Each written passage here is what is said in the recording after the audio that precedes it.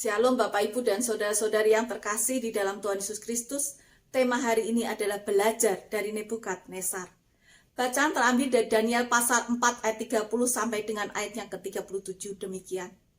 Berkatalah raja, bukankah itu Babel yang besar itu yang dengan kekuatan kuasaku dan untuk kemuliaan kebesaranku telah kubangun menjadi kota kerajaan?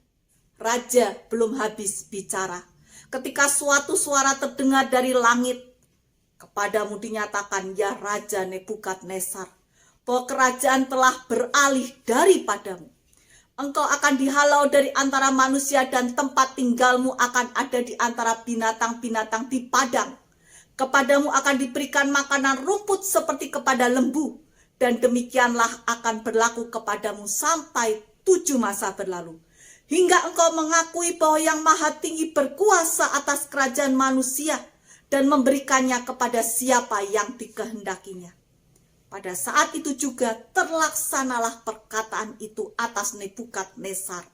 Dan ia dihalau dari antara manusia dan makan rumput seperti lembu, dan tubuhnya basah oleh embun dari langit, sampai rambutnya menjadi panjang seperti bulu burung Raja Wali, dan kukunya seperti kuku burung.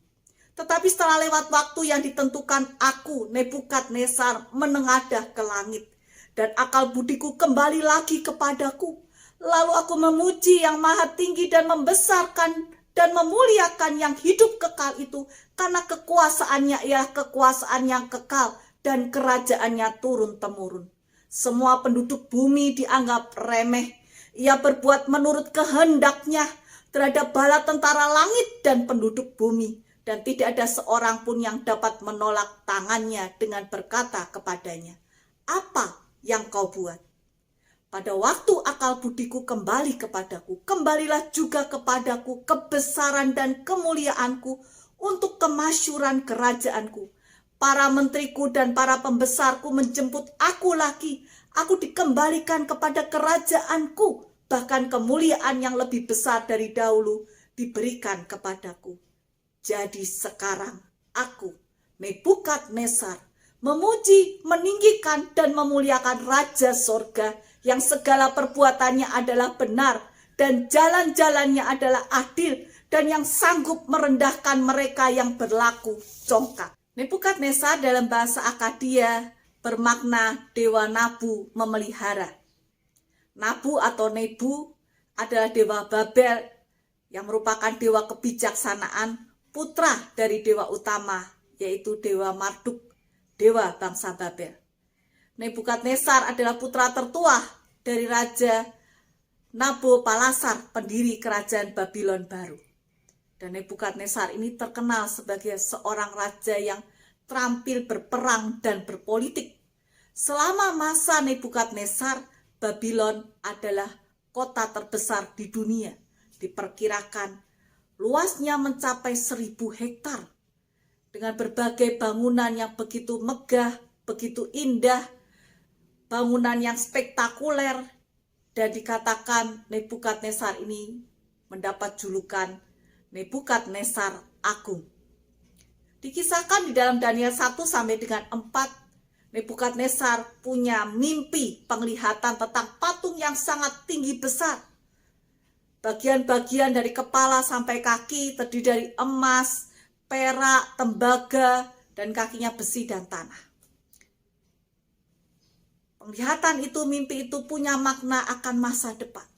Dan berikutnya setelah dia bermimpi akan patung yang besar, dia kemudian mendirikan patung emas yang tingginya 60 hasta dan lebarnya 6 hasta. Itu kurang lebih tingginya 27 meter dan lebarnya 2,7 meter.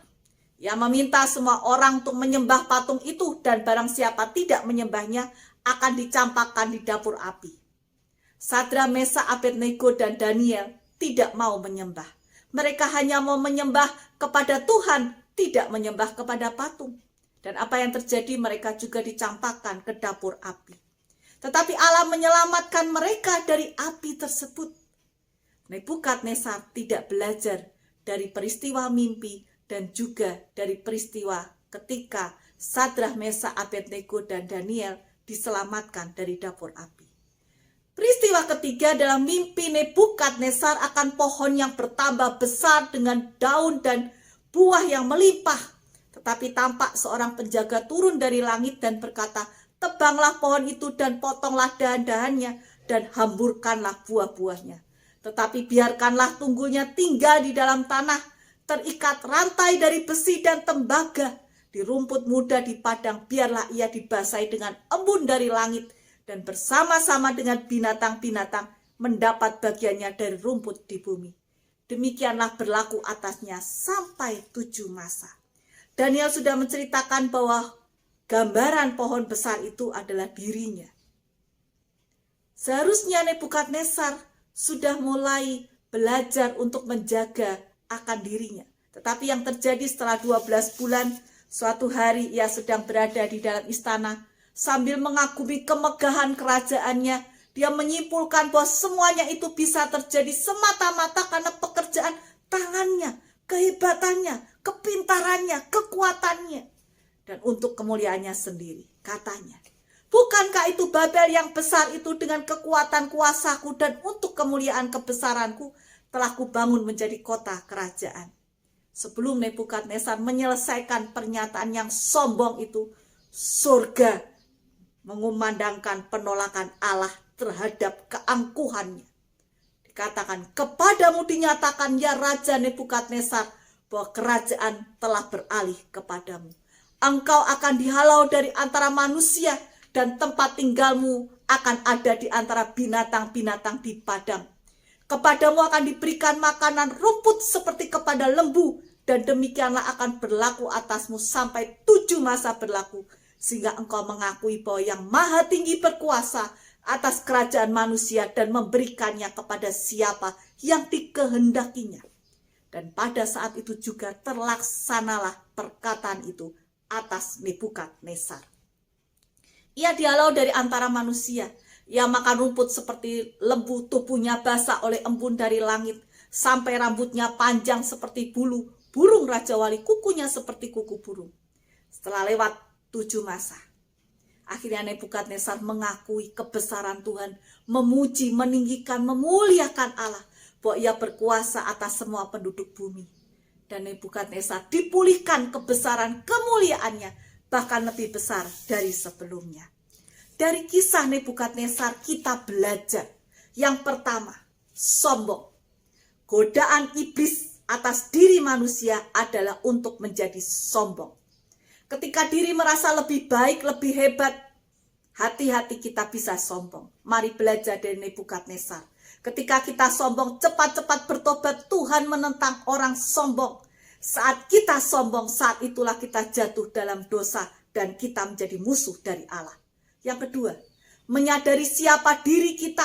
Sehebat apapun diri kita, semua karena anugerahnya, perkenanan Allah, bukan karena kepandaian kehebatan kita. Semua pemberian Tuhan, kita bisa berpikir, kita bisa hidup, kita ada sebagaimana kita ada, itu karena Tuhan.